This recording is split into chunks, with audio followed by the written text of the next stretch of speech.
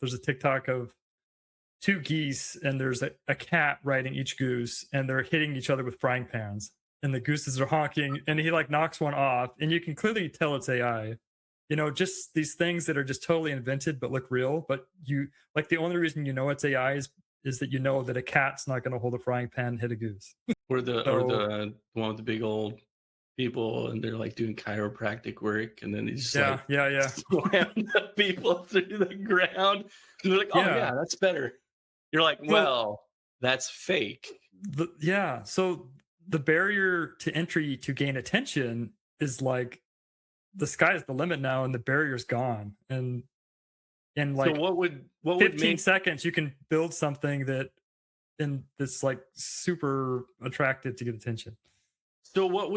more sense in today's world, to go for more of like the clickbait approach and sell a million things instead of 10 really expensive things, or to go the opposite route?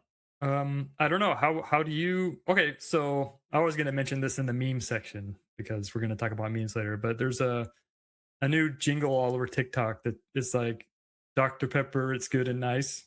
And some random Yeah. TikToker made the video, and it's trending all over the place. And so Dr. Pepper is getting a huge amount of advertising just through this like clickbaity meme thing.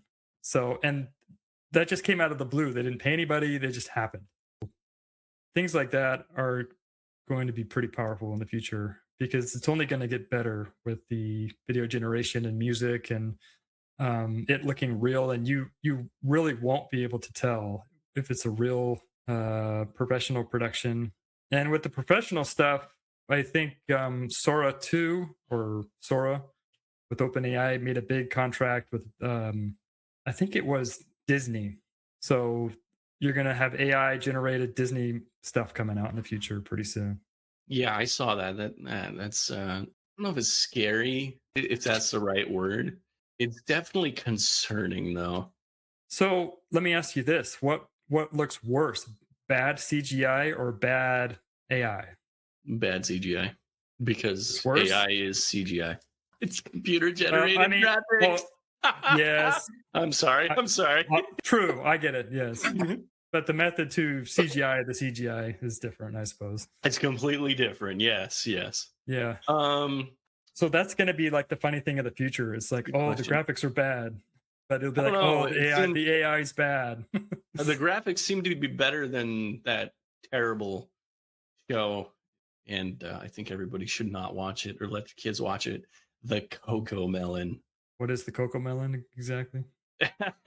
I can't even The show explain that it. the show that the kids can't watch. Well, from what I've heard, I don't know too much about it, but and I don't know. Being on a podcast, I'm always irritated when people spread false information. So if I don't know too much about a subject, maybe I shouldn't comment on it. But I just think it's irritating. That's what I think. It's like scientifically engineered to get a response from younger children, so they know their audience and they market to their audience. And I still think that I think that's giving them a little too much credit for making. Well, okay, fine. But I don't know if they're that smart. I can definitely see that angle though. I mean, in the past, my kids have watched that show and they were absolute monsters. So I removed that show from everything and they leveled out. And I was like, well, that's kind of interesting. Yeah.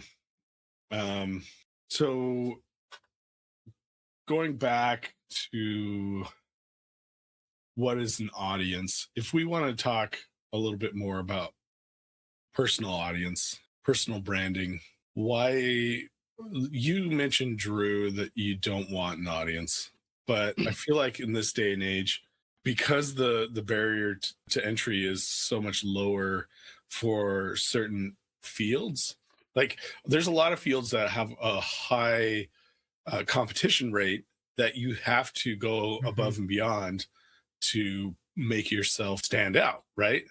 And that's all about figuring out how to gain an audience on a personal level. I feel It's something I'm going through right now. I need to figure out how to put a portfolio together and like figure out how to like advance my career.